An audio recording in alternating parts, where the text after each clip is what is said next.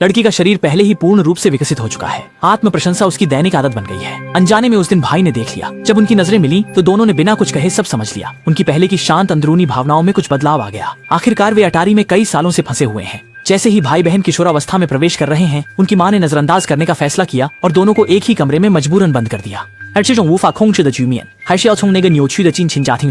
15 साल पहले मां ने परिवारजनों के विरोध की परवाह किए बिना गरीबी सहने के लिए तैयार होकर अपने चाचा के साथ भागकर शादी कर ली और यहाँ तक कि घर से दूर एक छोटे से शहर में 4 बच्चों को जन्म दिया। उन्हें लगा था कि जीवन उम्मीदों से भरा होगा, लेकिन जीवन अप्रत्याशित होता है। बेटी के जन्मदिन के दिन ही पिता की एक दुर्घटना में मृत्यु हो गई। इससे बाहरी दिखावे वाली माँ के लिए स्थिति दुविधापूर्ण हो गई, क्योंकि उसमें परिवार पालने की क्षमता नहीं थी। कोई रास्ता न देखकर उसे बच्चों को लेकर अपने मायके लौटना पड़ा। जाने से पहले उसने बच्चों से कहा कि नाना नानी का घर बहुत अमीर है, बस अभी वहाँ पहुँचने पर अंतहीन स्वादिष्ट भोज का आनंद मिलेगा। हालांकि चीजें उनकी इच्छानुसार नहीं थीं। उनके आने को लेकर दादी ने न केवल खुशी नहीं दिखाई, बल्कि कुछ हद तक परेशान भी थी। अंत में बच्चों को बंद अटारी में रखा गया और उन्हें स्वतंत्र रूप से घूमने की अनुमति नहीं थी। माँ द्वारा दिए गए वादे की कोई सुंदरता नहीं थी, केवल कम से कम होता भोजन और नानी के कड़वे वचन थे।